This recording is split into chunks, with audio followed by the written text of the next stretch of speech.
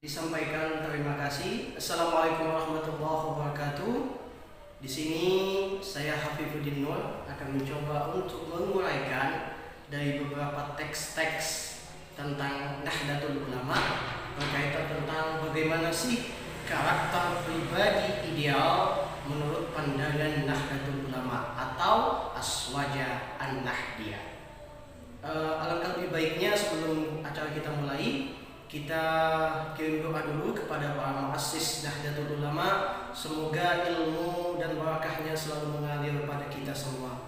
Ke pembahasan diskusi kita, Nahdlatul Ulama atau yang saya istilahkan sebagai Aswaja An-Nahdliyah ini merupakan firqah atau kelompok Islam tradisional yang mana mempunyai pengikut mayoritas di Indonesia. Jadi NU ini merupakan ormas Islam terbesar yang ada di Indonesia dengan jumlah pengikut sebanyak 91,2 juta atau 36% dari populasi 257 juta penduduk di Indonesia.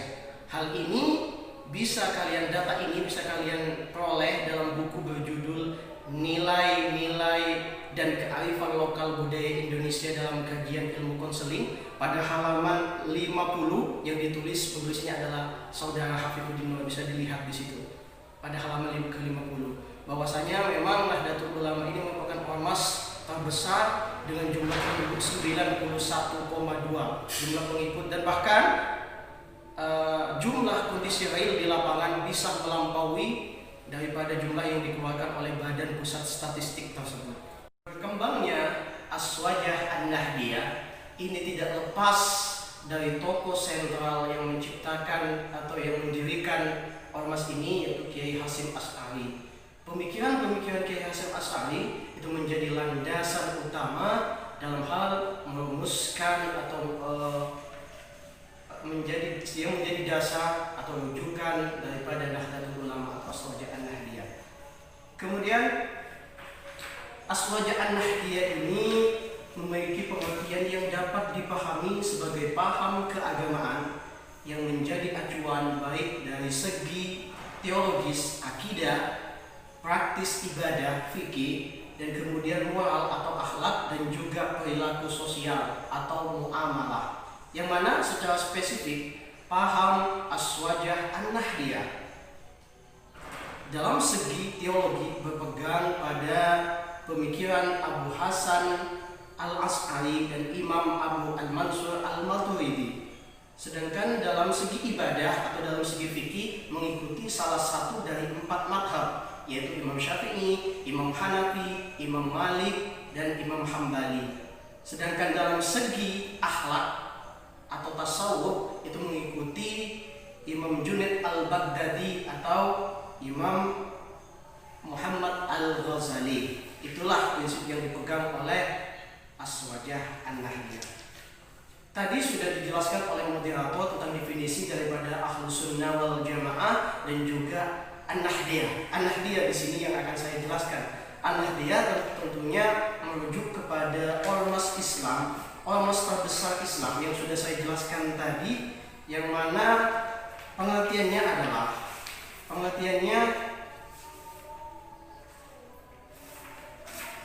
An-Nahdliyah itu secara etimologi, An-Nahdliyah mempunyai arti kemampuan, kekuatan, loncatan, terobosan dalam upaya memajukan masyarakat atau orang lain. Itu secara etimologi. Sedangkan secara epistemologi, arti daripada An-Nahdliyah adalah menerima segala budaya lama dari sisi kebudayaan yang baru dalam melaksanakan rekonstruksi dan reformasi. Paham Aswajah An-Nahdliyah atau Nahdlatul Ulama ini sebenarnya sudah lahir sejak masa Nabi terdahulu. Sedangkan dalam segi gerakan Aswajah An-Nahdliyah itu muncul atau dimulai sejak munculnya dua tokoh besar, yaitu Imam Mansur Al-Maturidi dan juga Imam Abu Hasan Al-Asy'ari. Nah, kemudian paham atau pengertian Azwaja An-Nahdiyah melakukan suatu perkembangan yang mana tidak hanya berkisar pada sebuah bentuk paham keagamaan ataupun dalam segi gerakan, tapi sudah menjadi sebuah teologi pemikiran atau manhaj al-fiqh, yang mana manhaj al-fiqh ini menjadi suatu landasan praktis yang menjadi acuan dalam hal segi perilaku atau kehidupan kesehariannya.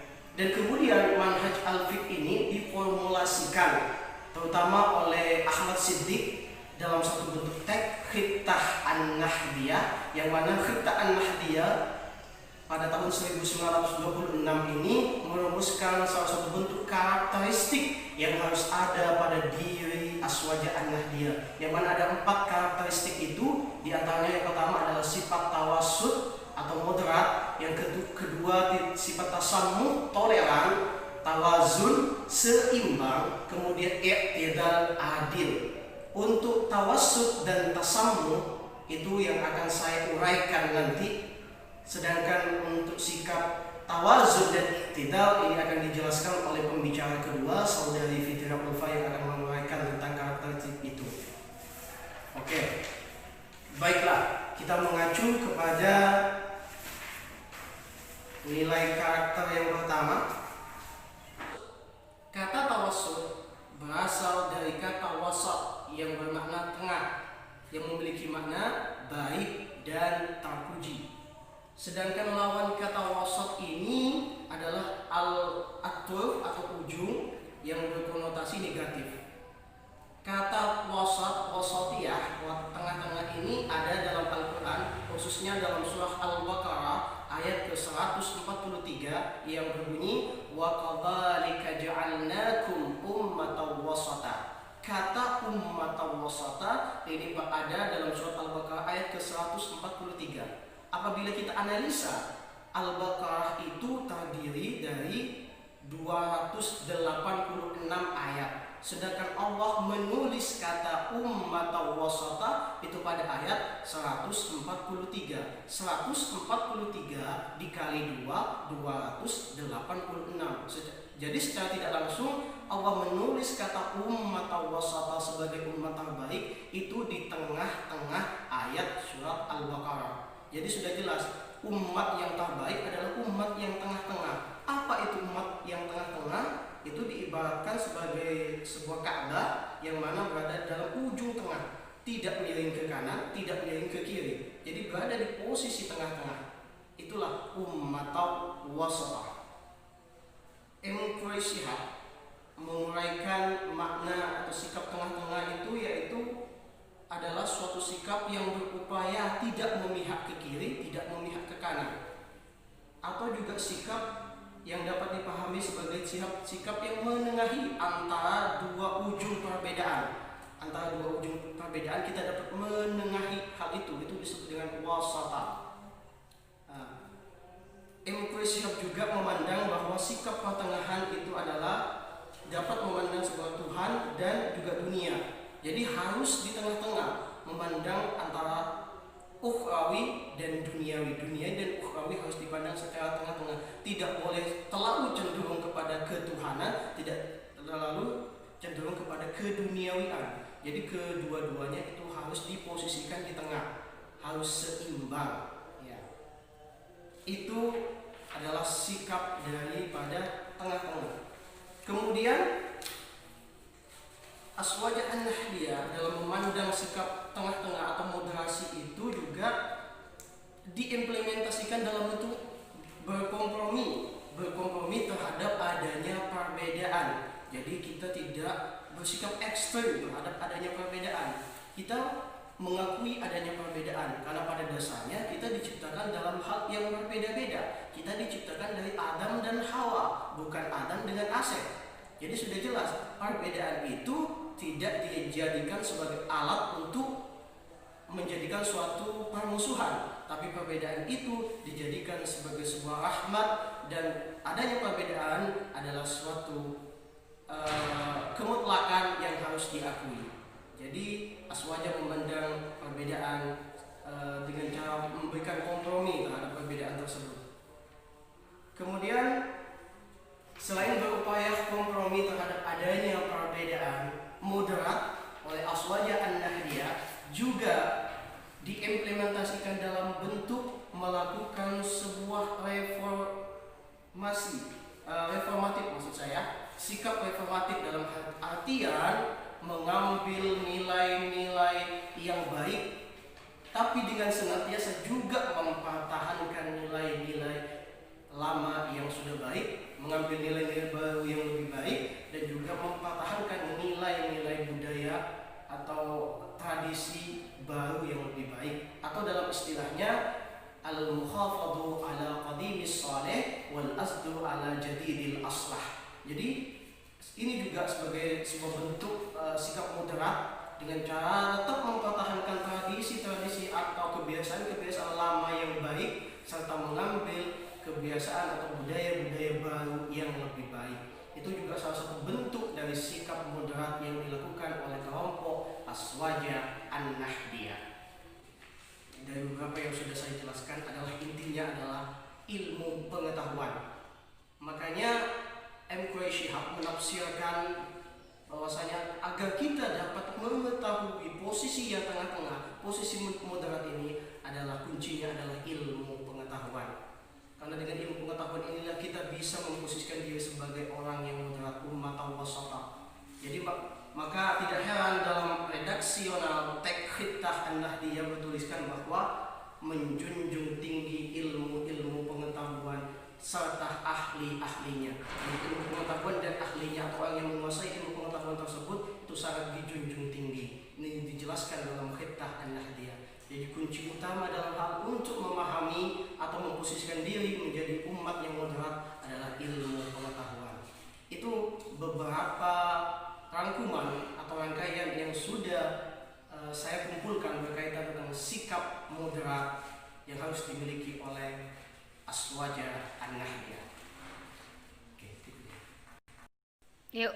saya akan melanjutkan kepada nilai pribadi atau karakter yang harus dimiliki oleh Aswaja An-Nahdiyah yang kedua, yakni sikap tasammu. Tasammu itu berasal dari kata samaha yang berarti kemudahan dan ketentraman. Selain itu, kata samaha itu dapat diartikan juga dengan kata sahala yang berarti bermurah hati. Sehingga tasammu itu bisa diartikan sebagai toleransi terhadap perbedaan. Dan bermurah hati, toleransi ini banyak kita temui, sikap-sikap toleransi sebagai landasan di dalam Al-Quran banyak kita temui. Di antaranya dalam Quran surat Al-An'am ayat 108 yang menjelaskan kita dilarang untuk mencaci maki orang yang berbeda agama dengan kita. Yang kedua, dalam surat Al-Baqarah juga dijelaskan tidak ada paksaan dalam beragama. Kemudian dalam surat Al-Kafirun juga ada lakum dinukum waliyadin, bagimu agamamu, bagiku agamaku. Itu salah satu bentuk sikap tasammu atau landasan kita bersikap bermurah hati atau menerima adanya perbedaan, baik perbedaan agama, budaya, ras, dan lain sebagainya.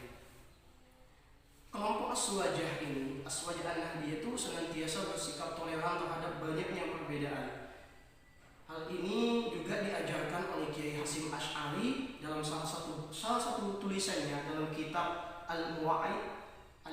Beliau mengatakan bahwa wahai para ulama, perbedaan pendapat di antara kalian jangan sampai dijadikan alat untuk mendatangkan permusuhan dan perpecahan.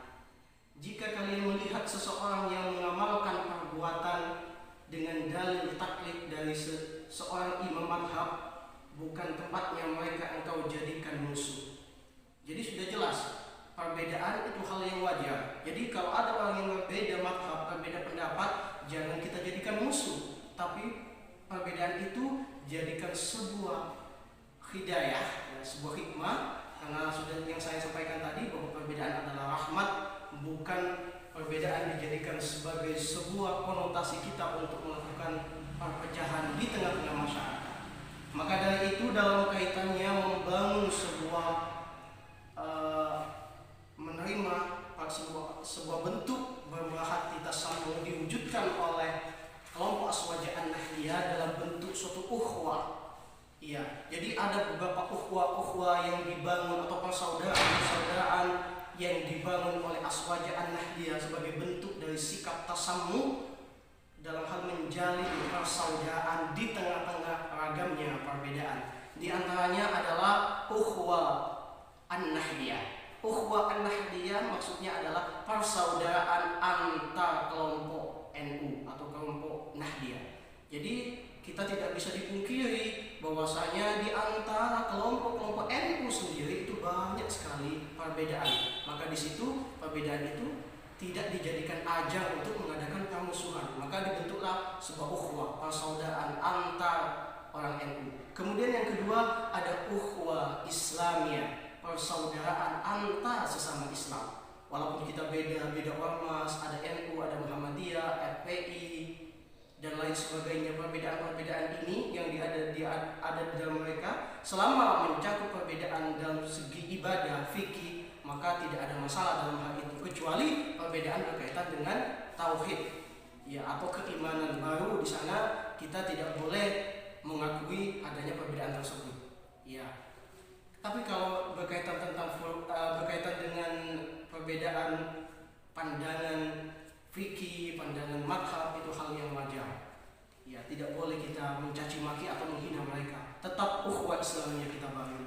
Yang kedua ada ukhuwah wataniyah, persaudaraan antar satu negara. Sebagai bangsa Indonesia yang berasaskan Pancasila, kita misalnya beda agama, beda ras, beda suku dan lain sebagainya, kita tetap menghargai keragaman perbedaan tersebut.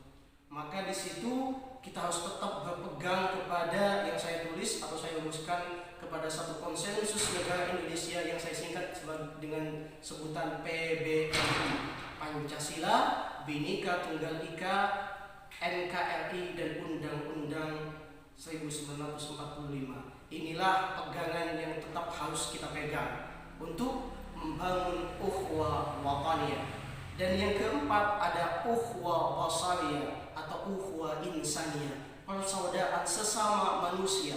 Walaupun kita berbeda negara, berbeda bangsa, ada kita orang Indonesia, ada orang Malaysia, orang Singapura dan lain sebagainya, selama mereka semuanya adalah keturunan Nabi Adam dan Hawa, jadi semuanya harus kita hargai. Perbedaan yang ada di antara kita jangan dijadikan sebagai hal untuk menjadikan musuh, tetap mereka bersaudara. Maka konsep yang diajarkan oleh Ali bin Abi Thalib baru bisa kita terapkan, yaitu yang berbunyi, kalau kita bukan saudara seagama, maka kita saudara sekemanusiaan. Jadi kita tetap saudara, beda agama tapi kita sama-sama manusia. Inilah beberapa bentuk-bentuk persaudaraan yang dibangun oleh kelompok Aswaja An-Nahdiyah sebagai bentuk salah satu karakter atau sikap orang NU menghadapi ragamnya perbedaan yang ada di dunia. Terima kasih. Mungkin ini yang bisa kami sampaikan. Kurang lebihnya mohon maaf. Billahi taufiq wal hidayah. Assalamualaikum warahmatullahi wabarakatuh. Saya kembalikan kepada